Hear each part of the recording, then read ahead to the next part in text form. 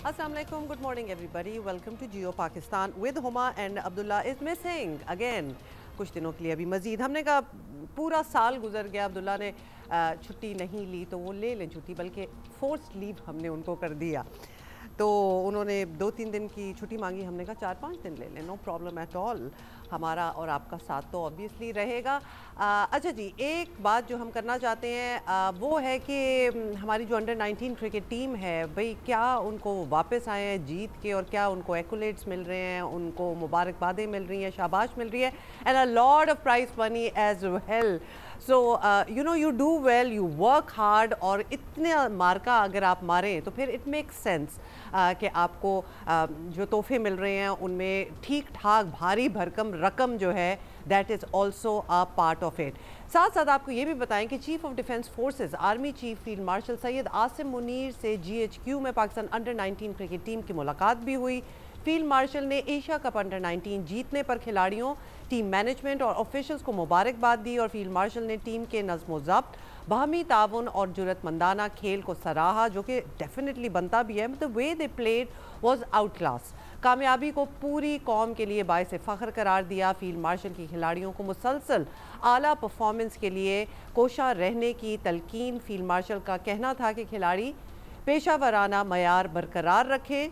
ये लें जी तस्वीरें भी, आप ये वीडियोस भी देख रहे हैं, बड़ा कैजुअल अंदाज में एक्चुअली ये मीटिंग हुई दैट यू कैन सी, और चिट चैट गप्पे, वरना वैसे भी आप अंदाज़ा करें कि फील्ड मार्शल से मुलाकात करना इट्स नॉट यू नो कोई आसान बात नहीं है। और ये तो खैर पूरी टीम जो है, क्या इनकी परफॉर्मेंस थी, कप जो है इनके नाम हुआ, इंडिया को इन्होंने हराया, तो डेफिनेटली बनता है कि मुलाकात हो। तो साथ ही फील्ड मार्शल ने यह भी कहा कि मैदान के अंदर और मैदान के बाहर मुल्क के सफ़ीर बनकर रहें, उनको ये तलकीन की, और पाकिस्तान के नौजवान ही कौम के मुस्तकबिल की बुनियाद हैं। नौजवानों की तवानाई, सलाहियत और किरदार मुल्क की तरक्की और आलमी सतह पर इसके वक़ार की तश्कील करें। सारी अच्छी बातें, एंड डेफिनेटली मतलब you know when you win something this big, और एकदम से आपका नाम जो है, आपकी सलाहियत, आपका टैलेंट उभर के सामने आए, there is a lot of responsibility as well, because suddenly all eyes are on you, और ये भी एक इंतज़ार हो जाता है कि आगे आप क्या करेंगे। अब उम्मीद तो यही है कि इंसानों को आगे मौक़े जो हैं वो मिले, और क्रिकेट में ही मिलें, बिकॉज ये भी एक मतलब ये सोचना कि everybody will get a chance to bloom further, ऐसा होता भी नहीं है। Some of them will go ahead, आगे जाएंगे, कुछ शायद नहीं जाएंगे, सो लेट्स सी। अच्छा, इससे पहले आपको ये भी बता दें कि वज़ीर आज़म शहबाज शरीफ ने कल टीम के एजाज़ में ज़ोहराना दिया, एक लंच दिया, और वज़ीर आज़म ने तमाम खिलाड़ियों को, ये सुने, 1-1 करोड़ रुपए इनाम देने का भी ऐलान किया। Now there you have it. पहले आपको याद है कल हमने आपको बताया था मोहसिन नकवी साहब ने एक खिलाड़ी को 50 लाख जो है वो इनाम जो है वो अनाउंस किया था, और अब वज़ीर आज़म ने तो going one step further obviously उसको डबल कर दिया, और पर खिलाड़ी 1 करोड़ इनाम जो है वो दिया जाएगा। तो बैठे बैठे तो खैर हम जैसे बैठे हुए लोग कह रहे हैं, हम जैसे ही लोग कह सकते हैं कि देखो जी 1.5 करोड़ इनको पर खिलाड़ी मिल गया, बट दे वर्कड हार्ड। मतलब ये हमने तो इनकी परफॉर्मेंस जो है वो आके एशिया कप में देखी, और एक मैच वो जीतते चले गए, आगे चले गए, और फाइनल में जीते। सो उसके पीछे जो मेहनत होती है, जो डेडिकेशन होती है, जो सैक्रिफाइसेस होती हैं, वो कोई नहीं देखता। तो सिर्फ इनाम की रकम जब सामने आती है तो एकदम से सवाल उठना स्टार्ट हो जाते हैं, भाई ये ज़्यादा नहीं हो, कुछ ज़्यादा नहीं हो गया। The way they have worked hard for it, और मतलब ये वही खिलाड़ी हैं जो अल्लाह ना करे अगर हार जाते तो फिर हमने इनको क्या छोड़ना था। इसलिए सोच ही लें कि कितनी कोई डेडिकेशन है, कितनी कोई एक्सट्रीम मेहनत के बाद ये आगे आए हैं। Definitely they deserve everything they are getting. हुकूमत और तहरीक इंसाफ में मुज़ाकरात की बात अभी शुरू भी नहीं होती कि अडयाला जेल से वीटो पहले आ जाता है, और उधर हुकूमत की तरफ से भी ऐसे इक़दाम उठाए जाते हैं कि बातचीत की फ़िज़ा बन ही नहीं पाती। तो फिर ये सिर्फ बात करना कि जी हम बात कर लेंगे, there is no sincerity there. हुकूमत बानी PTI से मुलाकात ना कराने के फैसले पर बदस्तूर कायम है, जिसने सियासी माहौल को मज़ीद तल्ख बना दिया है। तहरीक इंसाफ की सियासी सोच भी अब तक वाज़ेह नहीं है। मुज़ाकरात की बात होती है, साथ ही एहतजाजी तहरीक चलाने का ऐलान भी सामने आ जाता है, तो फिर ये समझ नहीं आती ना कि where do you want to go. Chairman PTI Gohar Ali Khan, वज़ीर आला खैबर पख्तूनख्वा सोहेल आफरीदी समेत दीगर रहनुमा वाज़े तौर पर कह रहे हैं कि तमाम फैसलों का इख्तियार तहरीके तहफ़्फ़ुज़ आईन पाकिस्तान के सरबराह महमूद खान अचकज़ई को दे दिया गया है, मगर अमलन ऐसा होता दिखाई नहीं देता। महमूद खान अचकज़ई ने 2 दिन पहले कौमी कॉन्फ्रेंस के मौके पर नवाज शरीफ और मौलाना फजल रहमान से मुज़ाकरात की राह हमवार करने की अपील की थी, आपको याद होगा, इस पर हमने बात भी की। लेकिन कुछ घंटों बाद ही खान साहब इमरान खान ने एक्स पर अपनी पार्टी को सड़कों पर आने की हिदायत कर दी और महमूद खान अचकज़ई की अपील वहीं पर ख़त्म हो गई। PTI के सेक्रेटरी इत्तलात शेख वकास अकरम ने कल साफ कहा कि एहतजाजी तहरीक की पॉलिसी बराह रास्त इमरान खान की जानिब से आई है और वही नाफिजुल अमल होगी। वज़ीर आज़म के सियासी मुशीर राना सनाउल्लाह समझते हैं कि हुकूमत मुज़ाकरात पर तैयार भी हो जाए, तहरीक इंसाफ महमूद खान अचकज़ई की बात की पासदारी नहीं करेगी। मुज़ाकरात का दरवाज़ा शाहज़ेब प्राइम मिनिस्टर ने 4 मरतबा कोशिश की है खोलने की, और अब भी मेरे तो इल्म में नहीं है कि उन्होंने अपनी उस पेशकश को जो है वो वापस लिया हो। लेकिन दूसरी तरफ से जो जवाब है, अब आप उसके बाद मुझे बताएं कि इसमें जो है वो मुज़ाकरात के लिए हुकूमत या वज़ीर आज़म क्या कर सकते हैं। पार्टी मगर कहती है कि जो अचकज़ई साहब फैसला करेंगे हम उसकी पासदारी करेंगे। मेरा नहीं ख्याल कि उसकी पासदारी होगी। चलिए, ये भी आपने सुन लिया, और साथ ही अपोजिशन की तरफ से ही नहीं बल्कि खुद नून लीग के बाज़ रहनुमा भी समझ रहे हैं कि मुल्क को इस वक्त सियासी मुआहदे की ज़रूरत है ताकि ऑब्वियसली मुल्क आगे बढ़े और तमाम सियासी जमातों को काम करने का एक मौका मिले, और ये काम नवाज शरीफ ही कर सकते हैं। लेकिन वो करेंगे कि नहीं करेंगे, that's another story all together. Let's talk about it, क्योंकि थोड़ी सी कन्फ्यूजन ज़रूर है। हमें हमारे कॉरेस्पॉन्डेंट हैं, उन्होंने हमें अच्छा इस सिचुएशन में बाय द वे PTI के रहनुमा क्या कहते हैं वो भी हम देख लेते हैं, और फिर we'll go to our correspondent Haider Shirazi. Tara साहब कह रहे हैं कि जब तक माफ़ी नहीं मांगेंगे आप और फौज के खिलाफ जो बयानात दिए हैं उसको उससे डिस्टेंस नहीं करते, उसको डिसोन नहीं करते, और इन बयानात पे आप माफ़ी नहीं मांगते, तब तक बातचीत नहीं हो सकती हुकूमत से आपकी। ये वाज़ेह हुकूमत से हम बातचीत करना ही नहीं चाहते, नहीं करना चाहते। अता साहब का मैंडेट क्या है, उसका इख्तियार क्या है कि हम उससे बात करेंगे। देखिए ये डमीज हैं, ये 17 सीटों पे तो आए हुए लोग हैं, इनके पास मैंडेट नहीं है, इनको बैठाया गया है, जो पैगाम और जिसने बैठाया है वो जो कहेगा ये करेंगे। तो हम उनके साथ कोई मुज़ाकरात नहीं करना चाहते। जहां तक आपने अज्यूमिंग के जो आप बात करें वो दुरुस्त है, तो फिर पैगाम तो वहीं से आया होगा ना कि पहले अपने बयानात जो आपने दिए उस पर माफी मांगे, डिसोन करें, फिर आपके लिए बातचीत का दरवाजा खुल सकता है। किस बात पे हम माफी मांगे? कि जो आपके ट्वीट आते हैं बाहर से बैठे हुए लोग करते हैं, या इमरान खान के हैंडल से ट्वीट होते हैं। जो इमरान खान साहब का अकाउंट है, ऑफिशियल अकाउंट जो हैंडल है ट्विटर पे, उसको हम ऑन करते हैं, बिल्कुल ऑन, जो सारी बातें ऑन करते हैं, बिल्कुल करते हैं। अच्छा, PTI का डेफिनेटली मौक़िफ़ ये है कि गवर्नमेंट जो है, हुकूमत जो है वो नहीं करना चाहती मुज़ाकरात, वो सिंसेयर ही नहीं है इस बात में। लेट्स फाइंड आउट एक्चुअली हो क्या रहा है, क्योंकि बातचीत तो नहीं हो रही, लेकिन स्टेटमेंट्स बहुत आती हैं दोनों तरफ से। हैदर शराजी नुमाइंदा जियो न्यूज़ इस्लामाबाद से हमें ज्वाइन कर रहे हैं। हैदर, ये बताएं कि ये जो कॉन्फ्रेंस हुई है, कौमी कॉन्फ्रेंस हुई है, ये 2 दिन की, उसके बाद उसके बारे में सारी बात हुई और यही बताया गया कि मुज़ाकरात के लिए PTI तैयार है, और महमूद खान अचकज़ई जिनको रिस्पॉन्सिबिलिटी दी गई है इस काम के लिए कि जो वो फैसला करेंगे वो ही होगा। अब वो जो अगर फैसला कर रहे हैं या कह रहे हैं कि हम चाहते हैं कि बातचीत हो, फिर स्टेटमेंट्स आ जाती हैं, एहतजाज की कॉल आ जाती है ट्विटर पे, बाकी स्पोक्स पर्सन्स जो हैं PTI के वो भी एहतजाज की बातें करना स्टार्ट हो जाते हैं। बात तो वहीं आगे स्टेलमेट होगी कि क्या करना है, आगे कैसे जाना है। देखिए, इस वक्त PTI और हुकूमत के या अपोजिशन और हुकूमत के मुज़ाकरात को 2+2=4 के हवाले से नहीं देखना चाहिए। उसकी वजह यह है कि अपोजिशन की जानिब से जो मुज़ाकरात की पेशकश की जाती है वो मशरूत पेशकश की जाती है। महमूद खान अचकज़ई ने गुज़श्ता रोज़ मौलाना फजल रहमान और जो नवाज शरीफ के हवाले से इस सेशन में गुफ्तगू की थी। साथ ही उन्होंने कहा था कि जिस तरह सजाएं दी जा रही हैं, साथ बानी PTI ने कहा है अल्लामा नासिर अब्बास और महमूद अचकज़ई बाइख्तियार हैं मुज़ाकरात करें, लेकिन अडियाला के बाहर बहनू पर क्रैकडाउन होता है और इस मुज़ाकराती अमल का इख्तियार जिन्हें दिया गया है, यानी अल्लामा नासिर अब्बास, उन पर भी पुलिस की जानिब से पानी फेंका जाता है। तो लिहाजा ऐसी सूरत हाल में जब 10-10 साल सज़ा हो रही हो, दूसरी तरफ हम कैसे मुज़ाकरात करें? वो ये कहते हैं कि मुज़ाकरात के लिए पहले माहौल तैयार करना होगा।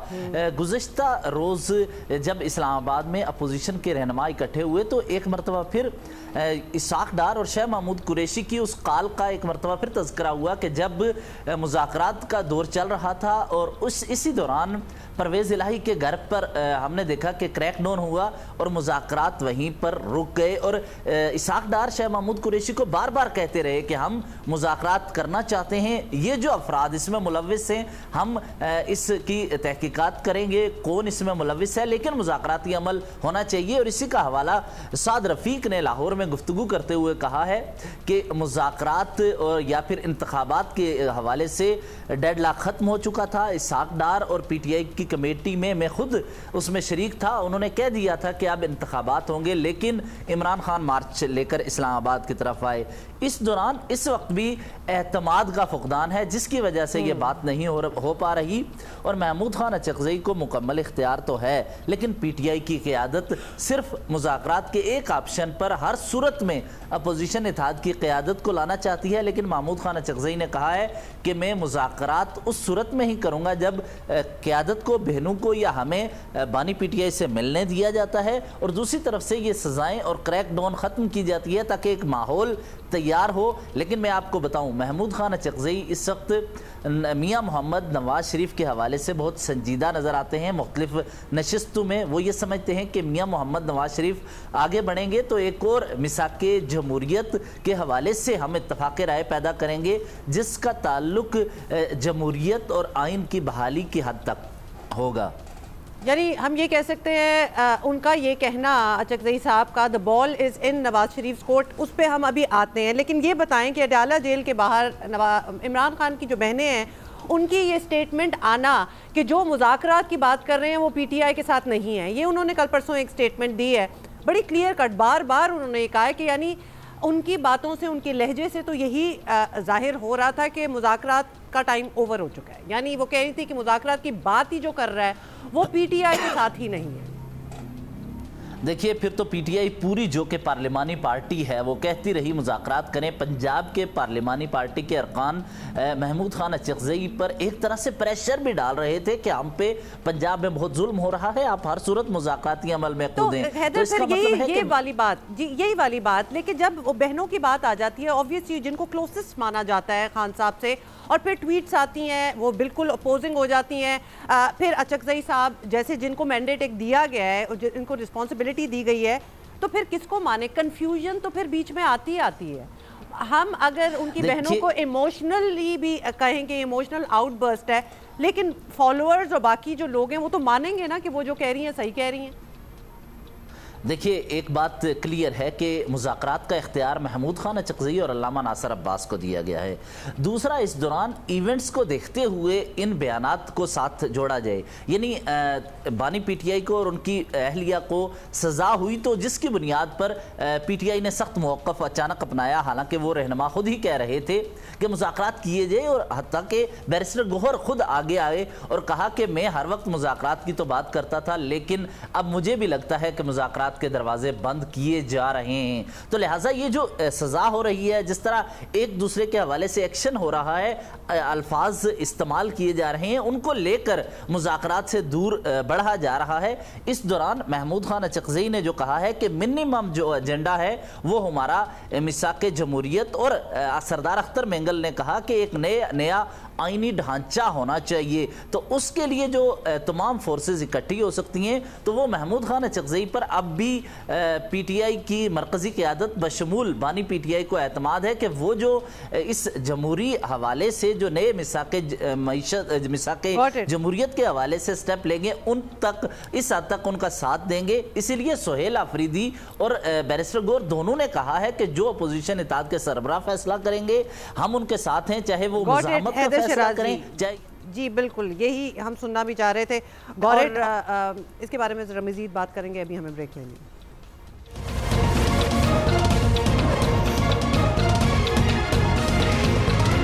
अच्छा, ये आपने फील किया है या आपने सेंस किया है कि मौसम बदलने के साथ लोगों के मिजाज भी बदल जाते हैं? ये वैसे मैं फ़िलोसॉफ़िकल बात नहीं कर रही, ऑल्दो शायरी में तो ऐसी बातें आपने बहुत सुनी होंगी, लेकिन वाकई बाहर के मौसम का अंदर के मौसम पर असर होता है और ये हम हमेशा से ही सुनते आए हैं। और कम लोग ही जानते हैं कि सीजनल डिप्रेशन या सीजनल अफेक्टिव डिसऑर्डर वाकई कोई चीज़ होती है।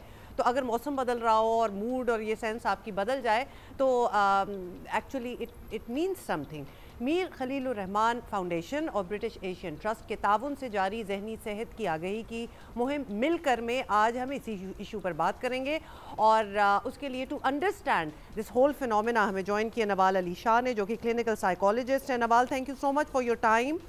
नवाल, हमें तो लगता था ये बड़ी शायराना बात है कि जी मौसम बदल रहा है तो मूड भी बदल रहा है, but actually it's not like that. नहीं, that's actually true. That's actually true. और हम अक्सर सुनते हैं पीपल से कि वो एक होता है ना कि नहीं वो सर्दियाँ आ रही हैं तो हम लेथार्जिक सा फील कर रहे हैं, सर्दियाँ आ रही हैं तो डाउन फील कर रहे हैं। तो this is actually a clinical condition. अच्छा, तो होता क्या है, मतलब what is exactly happening? What comes to my mind is जी सर्दियाँ आ रही हैं, डिप्रेसिंग सिचुएशन बन गई है बिकॉज दिन छोटे हो गए हैं, रात जल्दी हो रही है, क्या एक्चुअली वो हो रहा है? लेकिन how is it affecting our sentiments and the way we are feeling?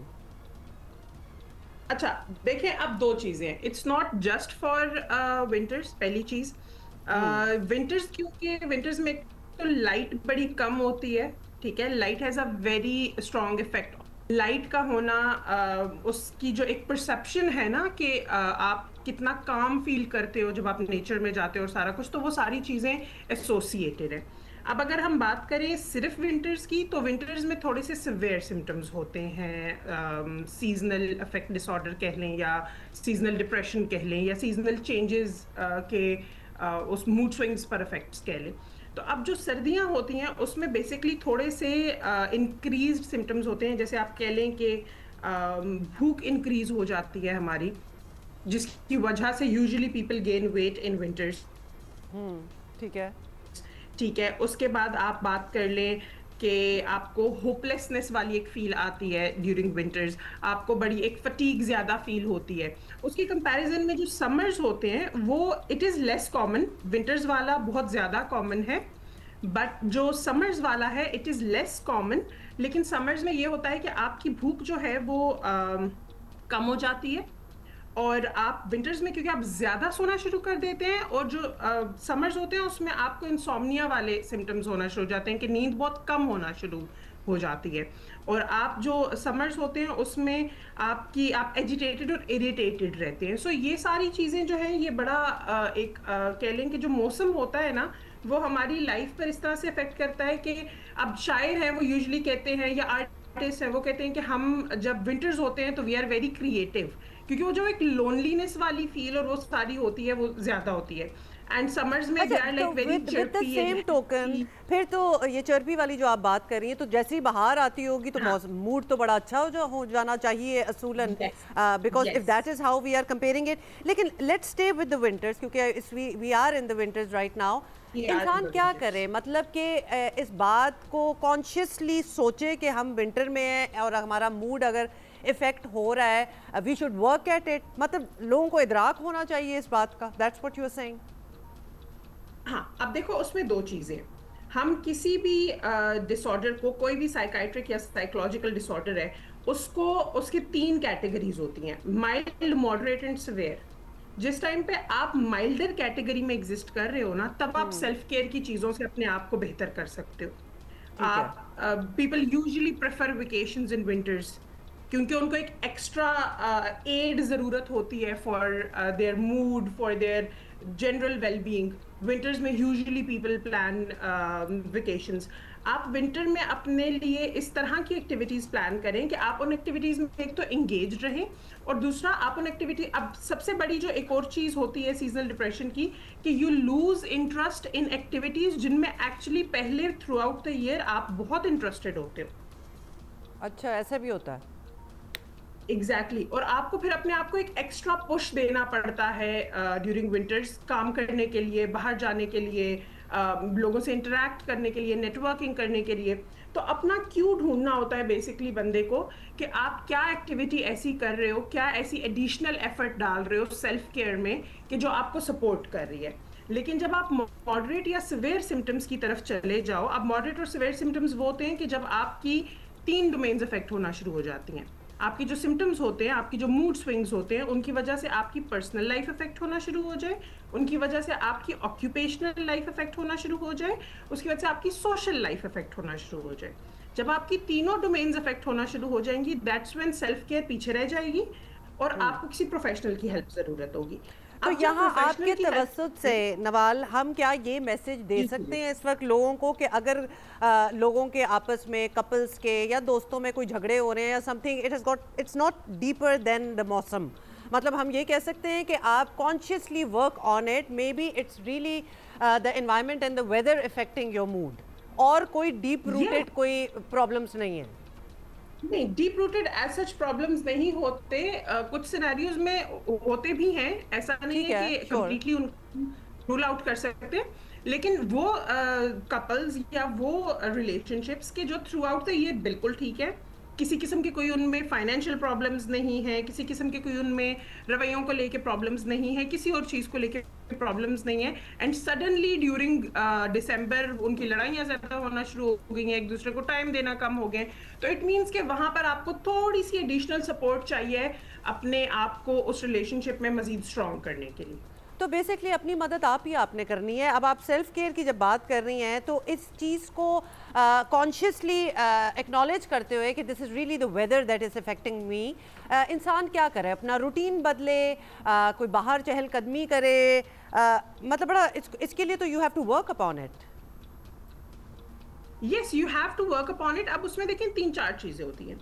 अब हम लोग अगर प्रोफेशनल ट्रीटमेंट्स की बात करें, प्रोफेशनल ट्रीटमेंट्स में यू ऑलवेज गो फॉर एक थेरेपी है, कॉग्निटिव बिहेवियरल थेरेपी। अब तो काफ़ी कॉमन हो गया, पीपल नो द टर्म।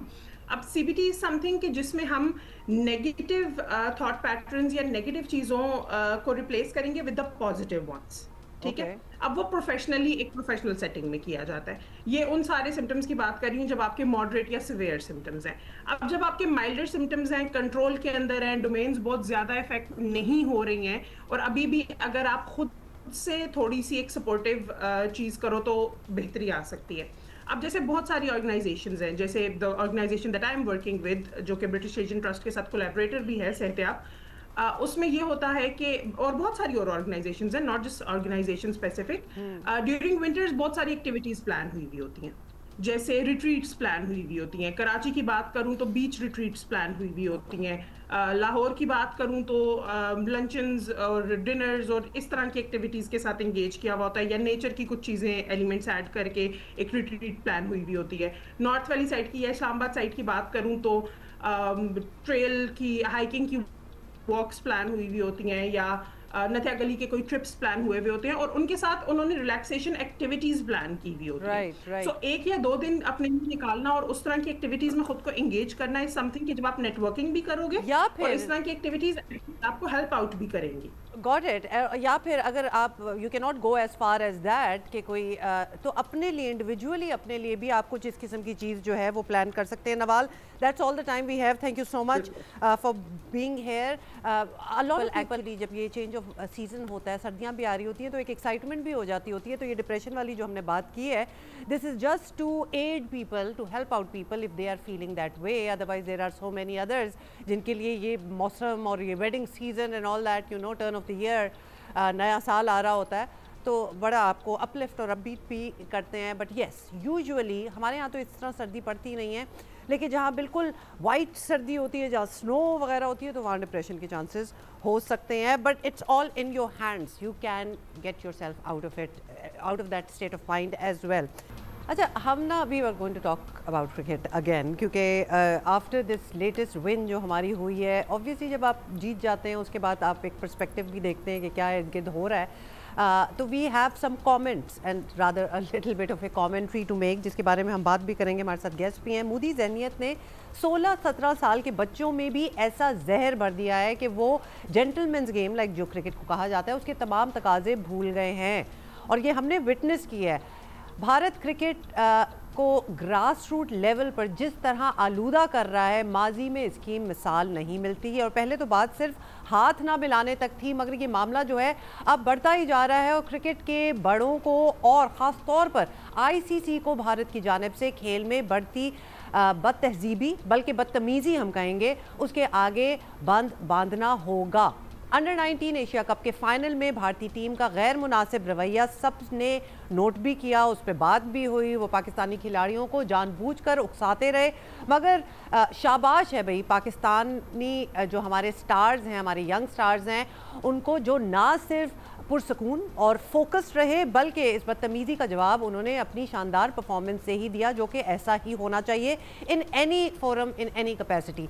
कल वज़ीर आज़म हाउस में अंडर 19 एशिया कप जीतने वाली पाकिस्तानी टीम के एजाज़ में एक रिसेप्शन थी, इस्तकबालिया दिया गया और इस मौके पर chairman Pakistan cricket board Mohsin Naqvi ने भी भारतीय टीम के ख़राब रवैये पर बात की और उनका कहना था कि फ़ाइनल मैच में भारतीय खिलाड़ी पाकिस्तानी प्लेयर्स को जानबूझकर इश्तियाल दिलाते रहे और इस मामले को ICC के सामने उठाया जाएगा। That is what he said. सुने ज़रा। दूसरी साइड पे जो दूसरी टीम थी वो फिर उसी तरह की जिस तरह उन्होंने लास्ट टाइम कुछ चीज़ें की लेकिन उन्होंने बड़े बेहतर तरीके से उसको हैंडल किया। आपने पहले भी कहा था कि सियासत और क्रिकेट को अलग-अलग रखना चाहिए। आपने लास्ट टाइम भी जब पाकिस्तान टीम के साथ मिले थे आपने यही बात की थी बिल्कुल। और वो पॉलिटिक्स अपनी तरफ है लेकिन जो स्पोर्ट्स है वो उसी तरह चलनी चाहिए। तो कल फिर जिस तरीके से उन्होंने बिहेव किया, ये तो हमारे प्लेयर्स का एक सब्र का लेवल था कि उन्होंने कहीं पे कोई ऐसा रिएक्ट नहीं किया, लेकिन वो प्रवोक बार बार करते रहे और ऐसी चीज़ें हुई। ऑल्दो ICC को इन्फॉर्म कर रहे हैं उसके बारे में, लेकिन ये भी क्रेडिट हम अपनी टीम को जाएंगे कि ये सिर्फ खेल पे फोकस रखा इन्होंने कल और अल्लाह ताला ने उसी के बदले हमें जीत दी। ओके, साथ ही आपको बताएं कि इस्लामाबाद में प्रेस कॉन्फ्रेंस में पाकिस्तान अंडर 19 टीम के मेंटोर सरफराज अहमद का कहना था कि हम स्पोर्ट्समैन स्पिरिट के कायल हैं और हमने फैसला किया था कि हमने ख़ुद को पुरसुकून रखना है। Sometimes you know you have to psych yourself and speak to your own self, और मेरा ख्याल है यही इशारा सरफराज भी दे रहे हैं। सुने। सैफी भाई, आपकी एक वीडियो बड़ी वायरल हो रही है जिसमें आप कह रहे हैं कि जाहिलों के ख़िलाफ़ जब वो जाहिलों की तरह नहीं खेलना, तमीज़ के दायरे में खेलना है। भारत के ख़िलाफ़ ये मैच हो रहा था। एक तो एटीट्यूड का बताएं उनका कैसा था और इस वीडियो के बारे में बताएं, मतलब क्या सोच के आपने ये बोला? देखें, मैं प्लेयर तो ज़रूर खेला हूँ इंडिया के अगेंस्ट, लेकिन उस इंडियन टीम के अगेंस्ट खेला था जो कि क्रिकेट समझते हैं। आई थिंक मैं जब मेरा ये इत्तेफाक हुआ कि बाहर बैठ के मैंने देखा तो आई थिंक जो उनका बिहेवियर था वो गेम के हवाले से बिल्कुल अच्छा नहीं था, और जो जेस्चर उनके प्लेयर ने किया जो आप सब लोगों ने स्क्रीन पे देखा, आई थिंक वो बहुत गैर मुनासिब था। अगर आपको कोई भी है इश्यूज़ तो आप मुँह ज़बानी बहुत सी बातें होती हैं, हमने भी क्रिकेट खेली है। अगर आपको कोई प्रॉब्लम है, आपको कोई जवाब देता है तो आप उसको रिस्पॉन्ड करें, लेकिन आप गैर मुनासिब रवैया जो है जो कि उनके प्लेयर ने किया वो नहीं किया। और वो यहाँ तक रही वीडियो की बात, तो मैंने अपने प्लेयर्स को ये बोला कि हमने सेलिब्रेट करना है लेकिन तरीके से करना है। जैसे वो कर रहे हैं हमने वैसे नहीं करना, क्योंकि हमने एक स्पोर्ट्समैन स्पिरिट दिखानी है और एक अच्छे फॉर्मेट पे हमने गेम खेलना। तो वही वजह थी जिसकी वजह से मैंने अपने बॉयज़ को बोला है कि हमने काम रहना है और अपनी टीम को बैक करना है। वो जो कर रहे हैं वो उनका अपना फेल है, वो उनको करने दो। अच्छा, सरफराज ने जो बात की वो तो दूसरी तरफ सरफराज की आवाज़ देखी थी आपने, क्या हुआ था? मतलब इससे भी पता चल रहा है कि you have to speak loud. जिस तरह इन्होंने मेंटोरशिप की है अंडर 19 की, वो इनके इस वक्त डिमीनर में भी नज़र आ रहा है कि how much of himself he put into it. अच्छा, साथ ही आपको बताएं कि अंडर 19 एशिया कप शुरू होने से पहले ही ICC ने भारतीय क्रिकेट बोर्ड से अपना रवैया बेहतर करने और हाथ मिलाने वाली जो बात है ना उसके फैसले पर नज़रसानी का कहा था, लेकिन मोदी हुकूमत शायद ऑब्वियसली अब तक पाकिस्तान से जंग में होने वाली शिकस्त के दुख से बाहर नहीं निकली, तो लिहाजा उनका बस ना चले, वो हर चीज़ पे असरअंदाज हो जाए उस जंग का बदला लेने के लिए। वज़ीर आज़म शहबाज शरीफ ने टीम के लिए इनाम का भी ऐलान करते हुए इस जंग का जिक्र किया था। तो लिहाजा ये दिखा दें, प्लीज़ दिखाएं। आप सबको मुबारकबाद पेश करता हूँ। आपने पाकिस्तान का नाम फ़ख्र से बुलंद किया है और मुखालिफ को आपने वो शिकस्त दी है कि वो सोच भी नहीं सकता था। हमारी जो जंग हुई हिंदुस्तान के साथ, बुनियानुल मरसूस फतह अल्लाह ताला ने पाकिस्तान को दी थी। उसके बाद ये आपने उसी मुखालिफ के ख़िलाफ़ जो आपने जो जीता है, मैं समझता हूँ ये बहुत बड़ी पाकिस्तान को इज़्ज़त मिली, फतह मिली। आपकी हौसला अफजाई के लिए मैं हर हमारी जो क्रिकेट टीम के प्लेयर्स हैं, हर बच्चे के लिए ₹1 का कैश का ऐलान करता हूँ। स्पोर्ट्स स्टाफ के लिए भी पर मेंबर 25 लाख रुपए में उनके लिए। अच्छा, बॉटम लाइन इस सारी बात की, नाम अच्छा था वैसे, लेकिन बॉटम लाइन बात की ये है कि खेल को सियासत से दूर रखना है तो आईसीसी को अब संजीदा इकदाम जो हैं वो करने पड़ेंगे। It can not just be a slap on the wrist कि भाई तुम लोगों ने हाथ नहीं मिलाया तो ये थोड़ा सा ये नहीं किया, बदतमीज़ी की, गाली गलोच हुई। मतलब ये स्लैप ऑन द रिस्ट से बात ज़रा ऊपर जा चुकी है, बिकॉज वो पूरी स्पिरिट ऑफ द गेम को इफ़ेक्ट कर रही है and one sided. Pakistan is all ready to go. हम बड़ी जल्दी जो है ना, अब हम मुफाहमत की तरफ आते हैं actually, and we are like मिट्टी पाओ जी, जाने दो जो हो गया, आगे चलते हैं। इंडिया अपना ग्रज जो है वो पकड़ के रखता है और वो क्लियरली हमें नज़र भी आ रहा है। Let's talk about this. Yahya Husaini ने हमें ज्वाइन किया है, सीनियर स्पोर्ट्स जर्नलिस्ट हैं, और साथ ही अब्दुल माजिद भट्टी साहब भी हमारे साथ हैं। Yahya, what's your take on this? Because हमारी रेगुलर ए टीम हो, हमारी नेशनल टीम हो क्रिकेट की, except for the blinds team जिन्होंने हाथ मिला लिया था, किसी ने लगता है पकड़ के उनके हाथ मिला दिए थे, वरना शायद वो भी ना मिलाते। But what's going on? ये बात आपको कहाँ आगे जाती हुई नज़र आ रही है? क्योंकि जब हाथ ना मिलाए ना तो वो ग्रीवेंस जो है, वो अननेसेसरी गुस्सा जो है वो फिर मैच में भी नज़र आना स्टार्ट हो जाता है। सबसे पहले तो ममा अस्सलाम वालेकुम। और आप आज कल अकेले शो कर रही हैं और अब्दुल्ला के बगैर सारी चीजें जो है आप खुद हैंडल कर रही हैं, तो इसके लिए आपको मुबारकबाद। और जहाँ तक आपने बात की है इंडिया पाकिस्तान मैच की, तो देखिए इंडिया और पाकिस्तान का जब भी मैच होता है तो चाहे ग्राउंड हो चाहे ग्राउंड के बाहर, खास तौर पर पिछले 4-5 महीने में जो इंडिया पाकिस्तान के दरमियान मुकाबले हुए हैं, टेंशन बहुत ज्यादा है। लेकिन अगर आप मुझसे पूछें तो आईसीसी क्रिकेट एकेडमी दुबई में जो अंडर 19 एशिया कप का फाइनल हुआ, जो ग्राउंड के अंदर गर्मा गर्मी थी, उसको तो देखकर मैं बड़ा महसूस हुआ, क्योंकि इंडिया पाकिस्तान के मैच में यही एटमॉस्फेयर होना चाहिए, लेकिन सिर्फ ग्राउंड की हद तक। लेकिन शायद बात बहुत उससे आगे बढ़ गई और chairman Pakistan cricket board Syed Mohsin नजर नकवी को जो है कल जब वो वजीर आजम मियां मोहम्मद शहबाज शरीफ के साथ थे टीम के हमरा, तो उनको इस बात का खुलासा करना पड़ा। सरफराज की आवाज बैठी हुई थी, उनकी एक वीडियो भी अभी आपने जो उनकी प्रेस कॉन्फ्रेंस के हवाले से दिखाया। देखिए बात यहाँ पर बहुत सीधी सी है कि मैं सचिन रमेश तेंदुलकर से भी मिला हूँ, MS धोनी से भी मिला हूँ, विराट कोहली से भी मिला हूँ, रोहित शर्मा से भी मिला हूँ, इवन जो सूर्या कुमार यादव एक विलन बनकर सामने आए, ये वही सूर्या कुमार यादव है जो 7 सितंबर को सैयद मोहसिन नजर नकवी साहब के साथ हाथ मिलाते हैं, मुस्कुराहटों का तबादला करते हैं, लेकिन अंदर से उनके ऊपर जो प्रेशर था फिर वो उसको एब्जॉर्ब नहीं कर सकी। इवन सलमान अली आगा ने एशिया कप फाइनल के बाद ये कहा कि यार ये बंद कमरे में तो हमारे साथ हंसी मजाक करते हैं, हाथ भी मिलाते हैं, बाहर आकर इनको पता नहीं क्या हो जाता है। लेकिन ये जो आप इस वक्त गुफ्तगू कर रही हैं अंडर 19 एशिया कप फाइनल के हवाले से, सूर्यवंशी खास तौर पर मैं उनका तस्करा करना चाहूंगा। मुझे लगता है कि वक्त से पहले बड़े हो गए हैं और जो उनका एटीट्यूड था ये बहुत ही अफसोसनाक है और वाकई इसकी शिकायत होनी चाहिए और हर फोरम पर इस बात को उठाना चाहिए। अभी तो ये बड़े नहीं हुए, अभी इनका ये हाल है, क्योंकि भारत की टीम के जो हेड कोच हैं गौतम गंभीर, उनको मैं कह सकता हूँ कि वो बहुत सारी चीजों में बहुत आगे निकल जाते हैं, लेकिन बाकी इंडिया के जो प्लेयर हैं वो बहुत एथिक्स के साथ चलते हैं। जसप्रीत बुमराह को आप देख लीजिए, इवन शुभमन गिल को मैं खास तौर पर बात यहाँ पर करना चाहूंगा। एशिया कप में मैंने उनको देखा, बहुत काम और कूल रहे। लेकिन ये जो इंडिया की अंडर 19 टीम, खास तौर पर सूर्यवंशी, उनके कप्तान जो थे, वो जिस अंदाज में एटीट्यूड शो कर रहे थे, वाकई काबिल मुज़म्मत है। यू थिंक या बल्कि भट्टी साहब आप बताएंगे, जो एटीट्यूड शो कर रहे थे, ये एटीट्यूड ऐसी चीज़ है कि कोई इंस्ट्रक्शन आपको नहीं दे सकता कि तुम इस तरह रहना और उस तरह रहना, खैर शायद दे भी सकते हैं, ये इनके अंदर से आई होगी। That is more concerning. और इसीलिए हम ये बात भी कर रहे हैं कि ये अब ये एक एजुकेशन, एक रिवीजन की तरह उनके प्लेयर्स में एक आना स्टार्ट होगी कि चूंकि कुछ एक अरसे से चल रहा है कि एनिमोसिटी है, हाथ भी नहीं मिला रहे एंड ऑल दैट, तो आओ हम इसको 2 हाथ और आगे लेके चलें, या फिर भट्टी साहब ये वाकई बाय इंस्ट्रक्शन ये हो रहा है कि this is how your attitude and your mannerism should be?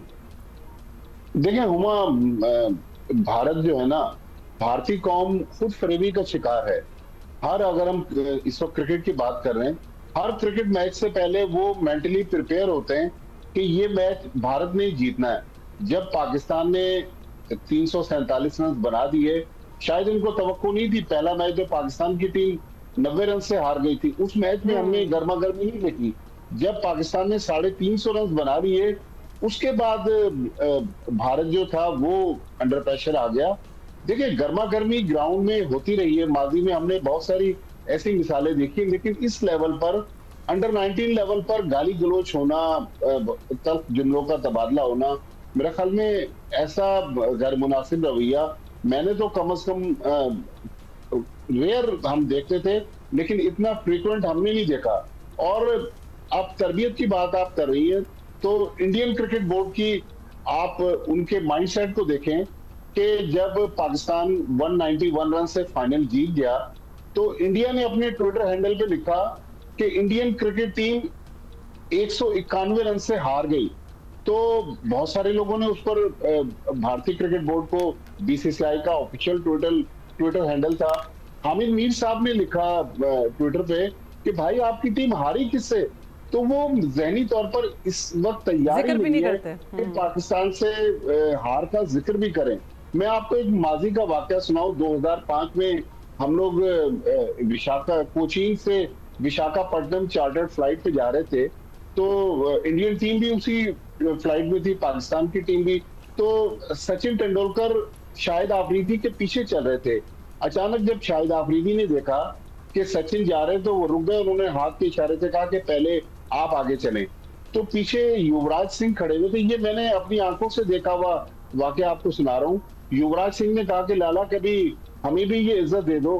तो शाहिद आफरीदी ने अजराए मजाक कहा कि भाई तुम इतने बड़े खिलाड़ी तो बन जाओ, और युवराज सिंह के गले में हाथ डाला और दोनों आगे बढ़ गए। तो मतलब एक जमाने में 2005 में हमारे और भारत के ताल्लुकात का लेवल ये था, लेकिन आज भारतीय कौम शायद हर मैच में, हर जंग में वो समझती है कि हम फातेह। मैंने और याहिया ने अभी एशिया कप में अब से 3 महीने पहले जो हालात देखे, देखिए पाकिस्तान क्रिकेट टीम ने ये फाइनल जीत कर भारतीय टीम को एक और हजीमत से बचा लिया, वरना वो तो ट्रॉफी का भी ड्रामा रचाने वाले थे। उन्होंने मोहसिन नकवी से इस बार भी ट्रॉफी वसूल नहीं करनी थी, लेकिन अल्लाह ताला का जो प्लान है वो हमारे और आपके प्लान से आगे चल रहा होता है। तो अल्लाह ताला ने ये मौका ही नहीं दिया भारत को कि आप वो ट्रॉफी ना लेने की कोशिश करें, बल्कि अब से 1-1.5 महीने पहले राइजिंग स्टार एशिया कप जो था, उसमें भी भारत की जो ए टीम थी वो सेमीफाइनल में हार गई। तो लिहाजा भारत को सोचना चाहिए कि खेल को खेल के तक लें। इस तरह अगर आप नफरतें पैदा करेंगे बच्चों के दिलों में, तो मेरे ख्याल में फिर मामला ज्यादा खराब हो जाएंगे। अच्छा, ये भी बड़ी इंटरेस्टिंग बात है कि इस बार तो उनको मौका भी नहीं मिला कि वो ट्रॉफी जो है वो रिसीव भी करें, क्योंकि वो तो हार ही गए। बाय द वे, ये याया वो ट्रॉफी जो थी, जो छोड़ दी थी इन्होंने, वो कभी उन्होंने ली? ये जरा हम फॉलो अप भी आपसे पूछना चाहते हैं, उस ट्रॉफी का क्या बना? देखिए उमा, जो मैंने बीसीसीआई के राजीव शुक्ला हैं उनका इस हवाले से चंद दिन पहले सोशल मीडिया पर एक वीडियो देखा, जिसमें उनसे साफी सवाल कर रहा है, सर वो ट्रॉफी का क्या हुआ, कब आप ले रहे हैं? उन्होंने कहा वो मामला सॉर्ट आउट हो जाएगा। फिर साइकिया जो कि सेक्रेटरी हैं बीसीसीआई के, उन्होंने भी इस हवाले से जो है मुलाकात की थी एशियन क्रिकेट काउंसिल के सदर दफ्तर में जब मीटिंग हुई थी। तो लग ये रहा है कि भारत जो है वो एशिया कप की ट्रॉफी जो है उसको सैयद मोहसिन रजा नकवी के होते हुए तो नहीं मिलेगी, और वो एशियन क्रिकेट काउंसिल के दफ्तर की अलमारी में जो है वो रखी ही रहेगी। और भारत की टीम को अपनी इस ट्रॉफी के साथ तस्वीर बनाने का मौजूदा टीम को तो शायद मौका मिलेगा नहीं। मैं दिलचस्प आपके साथ एक और बात शेयर कर लूं, अगर इस वर्ल्ड कप में भारत की टीम डिलीवर नहीं कर सकी, अपने एजाज का दिफा नहीं कर सकी, तो सूर्या कुमार यादव भारत के कप्तान मुस्तकबिल में नहीं रहेंगे। तो मुझे लगता है कि उनके होते हुए तो ये ट्रॉफी बतौर कप्तान उनको नहीं मिलेगी। एंड ऑल्सो अब वो गो बैक भी नहीं कर सकते ना, एक दफ़ा वो एक stand for what ever reason वो ले चुके हैं, तो अब ज़रा उनको भी फेस सेविंग करनी होगी कि अभी हम आइंदा भी नहीं लेंगे अगर तो वो जीते।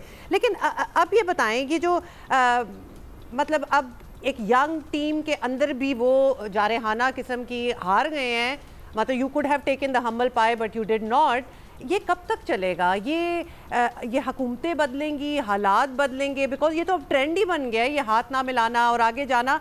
और साथ ही या ये भी बता दें for people who might not have noticed, ये इस मैच में अभी जो फाइनल अंडर 19 का मैच हुआ, पाकिस्तान जीता, क्या हुआ था? मतलब कुछ तू मैं टाइप हमने देखा, कुछ ख़ास समझ नहीं आई। लेकिन वही भट्टी साहब वाली बात है कि तलखियाँ लड़ाइयाँ हो जाती होती हैं, मतलब इतने एक अंदाज जो होता है वो इतना फाइटिंग स्पिरिट उस वक्त गेम में हुई होती है कि मुंह से शायद चीज़ें 2-4 निकल जाती हैं। So why is it standing out in this match, India Pakistan के मैच में? देखिए, जिस तरह माजिद भट्टी साहब ने कहा कि खुद फरेबी का शिकार है, कोई शक नहीं है इसमें। आयुष मात्रे जो कि भारतीय अंडर 19 टीम के कैप्टन थे, इवन जो आईसीसी क्रिकेट एकेडमी में लोग इंडिया को देखने के लिए आए हुए थे, उनके चेहरे भी लटक गए थे और उनको इस बात की उम्मीद नहीं थी कि भारत की टीम पाकिस्तान से हार जाएगी। कोई शक नहीं है इसमें कि बहुत अच्छी क्रिकेट खेले अंडर 19 एशिया कप में, और 5 मैचों में 2 मरतबा उन्होंने 400 प्लस रन किए। उनकी जानिब से उनके विकेट कीपर जो है कुंडू, उन्होंने 200 प्लस रन स्कोर किए। लेकिन जो उनसे गलती हुई इस फाइनल में, उन्होंने टॉस जीतकर पाकिस्तान को बैटिंग करने की दावत दी। उनकी स्ट्रेंथ बैटिंग, पाकिस्तान की स्ट्रेंथ बॉलिंग, ये उन्होंने गलती की।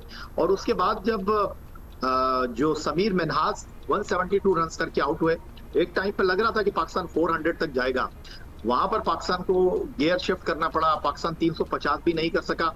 जो सूर्यवंशी टीम इंडिया के जारहा मिजाज बैट्समैन है, या मात्रे उनके कैप्टन है, या उनकी टीम में जॉर्ज थे, कुंडू थे, चौहान थे, ये वो बैट्समैन है जो इस बात के लिए एक शोहरत रखते हैं कि वो अच्छे रन कर सकते थे। 2 मरतबा इंडिया ने इस टूर्नामेंट में 400 किए।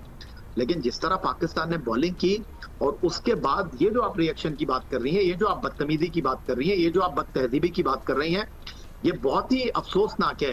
क्योंकि मैंने तो इंडिया के जो सुपरस्टार क्रिकेटर्स हैं उनको पाकिस्तान के मुकाबले में इस एटीट्यूड के साथ खेलते हुए नहीं देखा।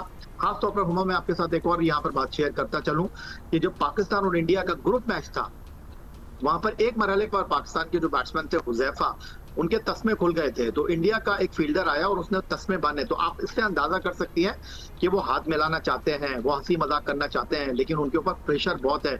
अगर ऐसी बात होती तो वो कभी हुजैफा के तस्मे जो थे जूते के नहीं बांधते। तो यहाँ पर पीछे से उनको हिदायत है कि आपने ऐसा नहीं करना।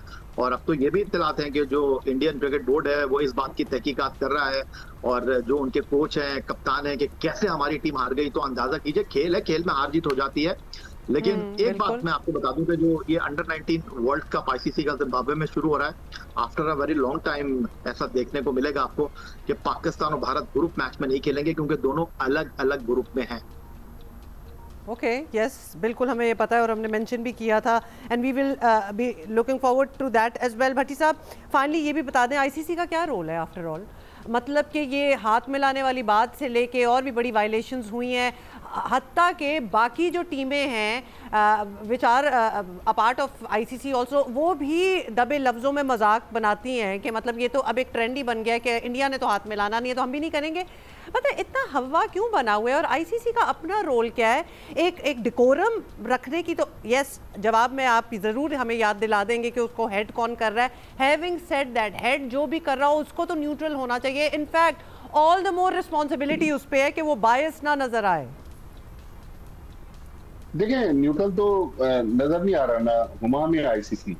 आप ये देखें कि जब पाकिस्तान इस साल के शुरू में चैंपियंस ट्रॉफी की मेजबानी कर रहा था, तो फाइनल में जो तकरीब तकसीम इनामात हुई, पाकिस्तान जो मेजबान था, पाकिस्तान मोहसिन नकवी साहब जा नहीं सके थे फाइनल के लिए दुबई, तो पीसीबी के सीईओ सुमैर सैयद मौजूद थे, लेकिन आईसीसी ने उनको नहीं बुलाया स्टेज के ऊपर।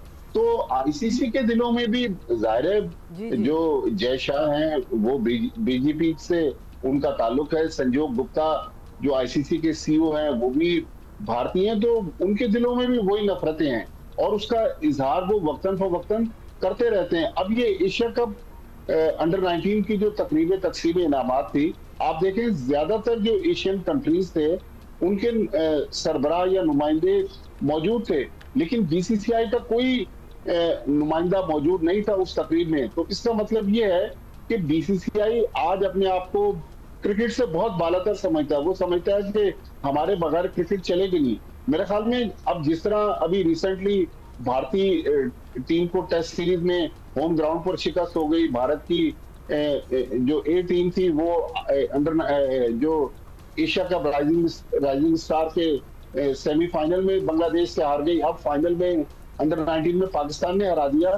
तो मेरे ख्याल में तवातुर के साथ जब ये शिकस्तें भारत को मिलने लगेंगी तो भारत के ऊपर भी प्रेशर बिल्ड होगा। फिर भारत से तो ऑलरेडी जो अच्छे लोग हैं अभी भी वो मना करते हैं, आप सोशल मीडिया देखें कि आप नफरतें इस तरह नफरतों के बीज ना बोएं। लेकिन भारतीय क्रिकेट बोर्ड ने जो बीसीसीआई का जो टोन है वो इख्तियार किया हुआ है, मेरे ख्याल में वो भारतीय क्रिकेट को तबाही की तरफ लेके जा रहा है। कुछ ऐसे ही जो हमें इंडिकेशंस जो हैं नज़र आ रही हैं। भट्टी साहब, thank you for this and also Yahya Hussaini.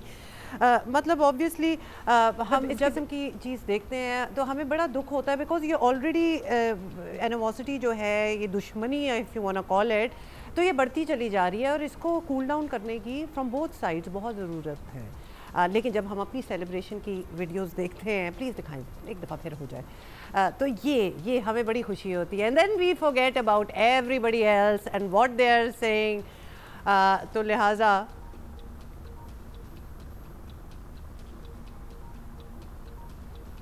मतलब सूर्या कुमार यादव, आपको पता है जब एशिया कप जीते थे तो कुछ ऐसा ही था कि वो उनके ऐसे ही एक्टिंग कर रहे थे। ट्रॉफी नहीं थी वैसे, he was without a trophy, लेकिन एक्शंस कुछ इसी किस्म के थे। बात तो ये हो ना, फिर आप ट्रॉफी भी लें और जिस चीज़ के लिए आपने इतनी मेहनत की, इतने आप उतार चढ़ाव से गुजरे, मुश्किल वक्त, एफर्ट, एवरीथिंग, तो फिर आपको ट्रॉफी भी आपके हाथ में होनी चाहिए।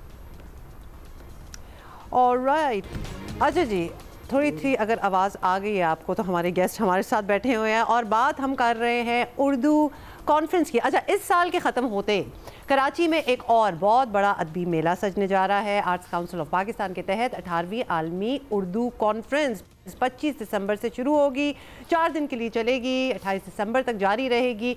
और आपको पता है कि जब ये कॉन्फ्रेंसेस वगैरह हो रही होती हैं आर्ट्स काउंसिल की तरफ से तो दावे भी बड़े होते हैं, but they also really come up to the expectations as well. तो इस बार भी हमारी एक्सपेक्टेशन कोई इसी किस्म की है और इसके बारे में हम बात करेंगे। और हमें ज्वाइन किया है who else than the president of arts council of Pakistan himself, Ahmad Shah sahab. क्या हाल है आपका? शाह साहब, आप रुकते नहीं हैं, यू आर, मतलब ऑलरेडी जब साल शुरू होता है तो आपने प्लान कर लिया होता है कि क्या कब होने वाला है, होना भी इसी तरह ही चाहिए। So this was planned as well. जी ज़ाहिर है, ये तो 18 साल से जब मैं पहली बार आया था आर्ट्स काउंसिल में, right. तो ये मेरा फ्लैगशिप प्रोजेक्ट है और ये पहली कॉन्फ्रेंस ही दुनिया की सबसे बड़ी कॉन्फ्रेंस थी और आज 18 हो गई है। तो अब चीख के गूगल AI सब ये कह रहे हैं कि उर्दू के हवाले से या ज़बानों के हवाले से ये दुनिया की, बट मुझे उससे कोई इतना कोई हाई नहीं मिलता। नहीं, बट होना चाहिए, यू बिल्ट इट, तो लिहाजा वो हाई जो है। वैसे रीजनली अगर देखा जाए, this is the biggest Urdu event या इंडिया में या कहीं और किसी जगह पे भी इस लेवल की कोई चीज़ नहीं होती है। तो हाउ डू यू, शाह साहब, किस तरह आप इसको 18 साल से अगर कर रहे हैं तो हर साल इसको बेहतर बनाना, बिगर बनाना, बड़ा थॉट प्रोसेस इसमें जाता होगा। बिगर बनाने में क्या और लोगों को इनवाइट करना from all over the world? देखिए, बेहतर मैं इस तरह से नहीं कह सकता कि उर्दू लिटरेचर के बड़े लोगों की मेजॉरिटी जो है वो इंतकाल कर गई है दुनिया से जी, तो अब वो जो क्वालिटी एक इंतज़ार हुसैन और अब्दुल्ला हुसैन और शमीम अनफी और गोपी चंद नारायण और शम्स रहमान फारूकी और मतलब हिंदुस्तान और पाकिस्तान के इतने बड़े लोग थे कि वो, अच्छा, असलम फ़रूखी, फरमान फ़तेहपुरी, मुश्ताक अहमद यूसुफ़ी, जमीलुद्दीन आली, हाजरा मसरूर, सोबोज्ञान चंदानी, ये सारे मेरी उर्दू कॉन्फ्रेंस में हर बड़ा आदमी दुनिया का, ये सारे आए हुए हैं सारे। और वो अब उस लिहाज से तो हुआ ये है कि बदकिस्मती से सारे लोग 1940 और 50 के दरमियान पैदा हुए और सारे लोग 80 साल की अपनी उम्र, तबई उम्र पूरी करके दुनिया से चले गए। तो उसका एक बहुत बड़ा वो हुआ। तो पहले ज़्यादा प्योरिटी के साथ मैं कॉन्फ्रेंस करता था और उसमें मेरे पास बहुत ऐसे लोग होते थे। अब फिर मैंने इसको ये किया कि अब क्या करें कि लोगों के लिए अट्रैक्टिव भी रहे। अच्छा, फिर जब मैंने शुरू की थी ना, आज 18 साल की हमारी बच्ची जवान हो गई है, तो ज़रा सा इसकी ज़िंदगी के बारे में भी बात करनी चाहिए। तो 18 साल पहले 1 साल हो गई, 7 दिन की कॉन्फ्रेंस हुई, तो लोगों ने कहा ये कोई दुप्पल में हो गई है। अब हुआ ये कि जैसे जैसे ये लोग दुनिया से गए तो मैंने रियलाइज़ किया कि अब मैं लोगों को अट्रैक्ट कर, जब हमने शुरू किया तो ये कहते थे ये ब्लडी उर्दू मीडियम, यानी उर्दू एक गाली के तौर पे जो नया नया हमारे वो बदल गई देसी अंग्रेज जो उसके बदलने अब तो उर्दू ना आती हो तो गाली पड़ जाती है। उसको बनाने में मेरा हाथ भी है। ये माइंडसेट मैंने चेंज किया है इस उर्दू कॉन्फ्रेंस के जरिए। अच्छा, फिर मैंने ये किया कि इसके अंदर थिएटर के सेशन, पोइट्री के, मुसव्वरी के, गायकी के डाल के इसकी एक अट्रैक्शन पैदा की। फिर लोगों ने शुरू में एतराज़ किया, तो मैंने भाई उनसे बात की कि हर ज़बान के साथ उसकी एक तहजीब होती है, उसकी सकाफ़त होती है, उसकी मुसव्वरी होती है, उसकी मौसीकी। तो इसको और कलरफुल किया, नौजवानों के इंटरेस्ट के सेशन उसमें डाले, ताकि बेकार है अगर जब तक हम यंगर जनरेशन तक नहीं पहुंचते। ऑफ कोर्स, बात तो सारी यही है कि आप आगे इसको लेके जाना चाहते हैं। तो अब ये 18 साल से ये नॉन स्टॉप, इस साल तकरीबन नामुमकिन काम था कि 2 महीने से वर्ल्ड कल्चर फेस्टिवल चल रहा है, और वो इतना मेगा आपका वो चला है, और अभी वो महीना नहीं हुआ, उसको कुछ हफ्ते ही हुए हैं। मतलब 14 तारीख को तो राहत फतेह अली खान पे क्लोज किया है। 10 दिन के अंदर इतना बड़ा टास्क था ये हमारे लिए। तो अब इसके अंदर फिर हमने ये सोचा कि ये जो तफरीक है पाकिस्तान में, देखिए आपको मालूम है, मुझे बहुत सारे लोग गालियां भी देते हैं, पता नहीं क्यों, कि ये पाकिस्तान के लिए क्यों काम करता है। बहुत सारी चीज़ें पाकिस्तान के ख़िलाफ़ हो रही हैं, बहुत सारे हमारे चाहते हुए कर रहे हैं, बहुत सारे ना चाहते हुए कर रहे हैं। वही जो मैं बात करता हूँ, एथनिक तकसीम, सेक्रेटेरियन तकसीम, पॉलिटिकल तकसीम, उसके अंदर Urdu is a bridge, Urdu is a national language. तो ये हो रहा था कि हमारी दूसरी कौमी ज़बानें हैं, सिंधी, पंजाबी, बलोची, पश्तो, बरावी, मैंने कहा कि अब वो तफरीक उनको फील हो रहा था कि उर्दू कोई उनका हक मार रही है। तो मैंने इन तमाम ज़बानों के अदब और शायरी, लिटरेचर को उर्दू में शामिल किया। शुरू में ज़रा सा एतराज़ आया उर्दू बोलने वालों की तरफ से कि ये क्यों कर रहे हैं, यार ये हमारे पास एक ही तो चीज़ बची थी, हमारा कैपिटल भी चला गया, हमारा फलां भी। देन दे रियलाइज कि ये तो एक रेवोल्यूशनरी काम हो गया। एक्सीडेंटली मेरे काम रेवोल्यूशनरी होते जाते हैं। इसी कॉन्फ्रेंस से फिर डायलॉग का कल्चर शुरू हो गया कि पठान, सिंधी, बलोच, पंजाबी। फॉर इंस्टेंस, जैसे अब ये जो कॉन्फ्रेंस है 4 दिन की चलेगी, इसमें कोई डायलॉग ऐसा बताएं जहां आपको लगता है कि this is acting as a bridge. पूरी कॉन्फ्रेंस ही ब्रिज है। ओके, पूरी कॉन्फ्रेंस कैसे सेशंस हैं? देखिए सेशन तो हर तरह के हैं। इस दफ़ा हम क्या कर रहे हैं कि मुझे कोई ना कोई बहाना चाहिए अपने मुल्क को सेलिब्रेट करने का, और इस साल तो सेलिब्रेशन को हमारे पास बहुत कुछ है। इस बार तो हमारे पास चीज़ें हैं सेलिब्रेट करने को। 7 मई का मार्का है हक का वाकया, और मैं इतना ही बड़ा वाकया वर्ल्ड कल्चर फेस्टिवल को समझता हूँ कि आप जीरो से दुनिया के ग्लोबल मैप पे लीड करने लग गए। फिर जो मेरे 19 साल से कम उम्र के, 18 साल मेरी उर्दू कॉन्फ्रेंस की उम्र के जो बच्चे जो मार के आए ना, एक तो होता है हरा के आना, वो we have been celebrating that as well। मैं कहता हूँ कि ये जो है इस वक्त हमारे लिए सबसे बड़ा एक, और ये भी है कि हमारे देखिए आप इस मुल्क के अंदर कितनी जील कितनी है, हमारे बच्चे कैसे, आपने वो मैच मैंने देखा, उनकी बॉडी लैंग्वेज, उनकी आंखें, वो जो उनके अंदर एनर्जी थी ना, वही पाकिस्तान की एनर्जी है, और वो ही हम एक्सपेक्ट भी करेंगे इस कॉन्फ्रेंस में। सेलिब्रेट कर रहे हैं Urdu language, literature, theatre, music, film, Balochi, Punjabi. Any foreign guests from abroad? कोई सारी दुनिया के लोग आ रहे हैं, लेकिन वो लोग उर्दू से, सारी दुनिया से लोग ट्रैवल करके आ रहे हैं। बेशुमार लोग अमेरिका से आ रहे हैं, बरतानिया से आ रहे हैं, यूरोप से आ रहे हैं, कोई जापान से आ रहे हैं, स्पीकर्स, कोई शायर, कोई बाहर से भी आप मतलब बुलाए हुए हैं? 50 से ज्यादा बाहर से आ रहे हैं, 400 लोग हैं इसमें, पूरी दुनिया के लोग आ रहे हैं। ये आलमी उर्दू कॉन्फ्रेंस है डे 1 से। बस हिंदुस्तान नहीं आ रहा, हिंदुस्तान के अदीब, शायर, फनकार वो हमारे साथ हैं इस अमन को कायम करने में। लेकिन जो मोदी की दहशतगर्द हुकूमत है उसने बैरियर बनाया हुआ है हमारे दरमियान।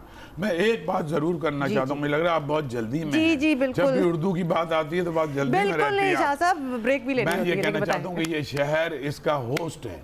इस शहर को इसके साथ जब मैं इसको लाहौर ले जा रहा था, सारा शहर एहतजाज कर रहा था।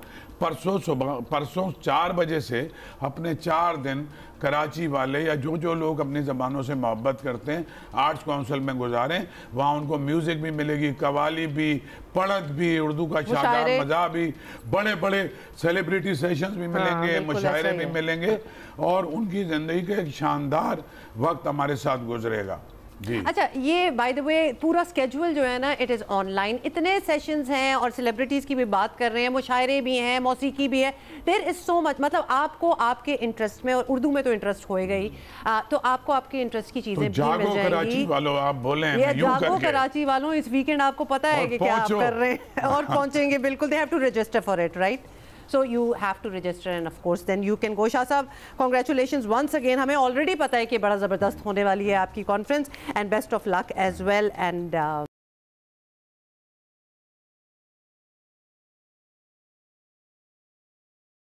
भर दो झोली मेरी या मोहब्बत, लूट कर मैं ना जाऊंगा खाली। अब ये कवाली किसने नहीं सुनी? अगर आप पाकिस्तान में रहते हैं ना, पाकिस्तानी है या फिर इस खित्ते के हैं, तो आपने ये कवाली सुनी हुई है और अपने वालिद और चचा की गाई इस मशहूर ज़माना कवाली को गा कर शोहरत की बुलंदियों को छूने वाले कवाल अमजद साबरी का आज यौम पैदाइश है, and we just wanted to honour him.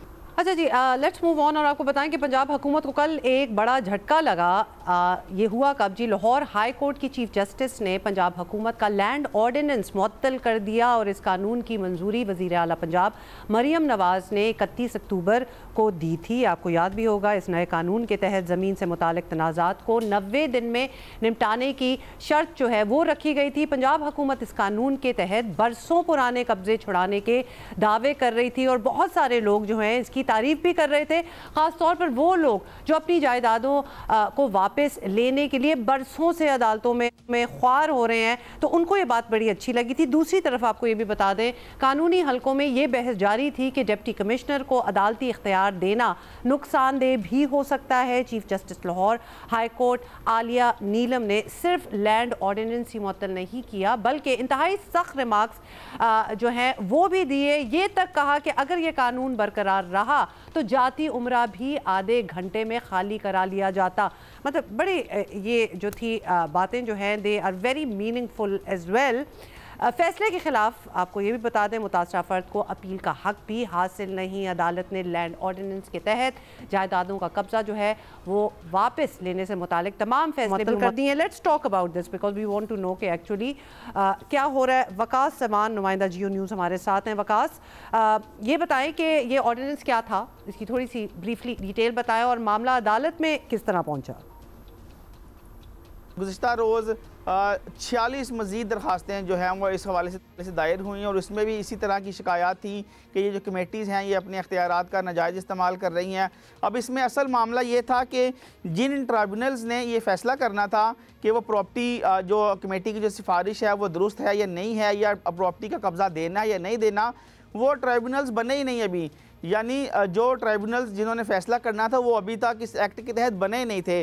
अब जब ये मामला अदालत के इल्म में आया और अदालत ने ये देखा कि ये जो कमेटीज़ बनाई गई हैं, जिसको डिस्प्यूट रेजोल्यूशन कमेटी का नाम दिया गया था, यानी कि तनाज़ात को हल करवाने वाली ये जो कमेटी थी, इसने अपने इख्तियारात का नाजायज़ इस्तेमाल शुरू किया, तो फिर ये मामला अदालत में आया और अदालत ने इस पर अब इस मामले को देखते हुए और इस मामले की संगीनी को देखते हुए कि कैसे ये जो डीसीज़ हैं और ये जो एसीज़ हैं ये अपने इख्तियारात का नाजायज़ इस्तेमाल कर रहे हैं और उस एक्ट का नाजायज़ इस्तेमाल कर रहे हैं जिसके तहत इनके पास ये इख्तियार ही नहीं था कि वो लोगों की प्रॉपर्टी के जो कब्ज़े हैं वो वागज़ार करवाएं। अब इससे आगे एक स्टेप और आगे चले जाएं और ये जो कमेटीज़ थी इन्होंने जो पीरा फोर्स बनाई गई है पंजाब हुकूमत की जानिब से, उनको ये डायरेक्शन पास करना शुरू कर दी कि ये हमारा ऑर्डर है, इस ऑर्डर के तहत आप जाएं और जाकर ये प्रॉपर्टी वागज़ार करवाएं। अब जब ये मामला अदालत में आया और अदालत में जब ये केस की समाअत शुरू हुई, हाँ, लेकिन अदालत में जब आया, वकास आपसे ये भी पूछना चाहते हैं जी, वकास ये भी बताएं कि समाअत के दौरान जब बात आई गई तो वज़ीर आला और उनकी रहायशगाह का जिक्र कैसे आया, क्या बात हो रही थी, फिर ये कमेंट आया? अच्छा, ये जब केस की समाअत का आगाज़ हुआ तो chief justice Lahore high court के सामने जो रोस्टर है वहाँ पर एडिशनल एडवोकेट जनरल या दीगर जो लॉ अफसरान हैं, चीफ सेक्रेटरी पंजाब वहाँ पर मौजूद थे। अदालत ने एडवोकेट जनरल पंजाब को ज़ाती कैपेसिटी में बुलाया था, लेकिन वो नहीं आए। जो उनके असिस्टेंट थे उन्होंने बताया कि वो बीमार हैं, जिस पर चीफ जस्टिस भरम भी उन्होंने कहा कि मैं भी बीमार हूँ, मुझे बेड रेस्ट का कहा गया है, लेकिन मैं यहाँ पर बैठी हूँ, लेकिन आपके एजी जो हैं बीमार हो गए हैं। चीफ जस्टिस ने इस मामले पर ये रिमार्क्स दिए कि देखें, आपकी कमेटी के पास इख्तियार ही नहीं है कि वो लोगों की प्रॉपर्टी के कब्ज़े वागजार करवाए या प्रॉपर्टी को डीसील करे। तो अगर ये कानून का इसी तरह इस्तेमाल हुआ तो फिर ये जो जाती उम्र है ये भी आधे घंटे में आपके हाथ से निकल जाएगा। तो इस तनाज़ुर में ये बात की गई थी कि ये जो कमेटीज़ हैं, ये जो डिस्प्यूट रेजोल्यूशन कमेटी हैं, ये अपने इख्तियारात का और जो लॉ में इनको चीज़ें दी गई हैं, प्रोवाइड की गई हैं, उनका गलत इस्तेमाल कर रहे थे, उनसे तजावज़ कर रहे थे।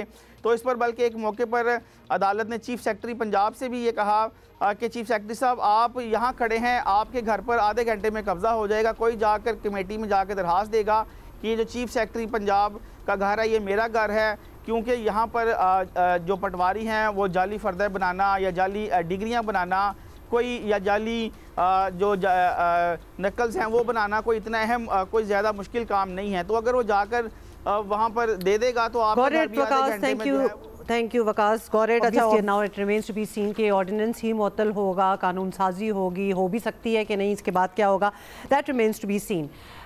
And that's all, I will see you tomorrow, have a great day, bye.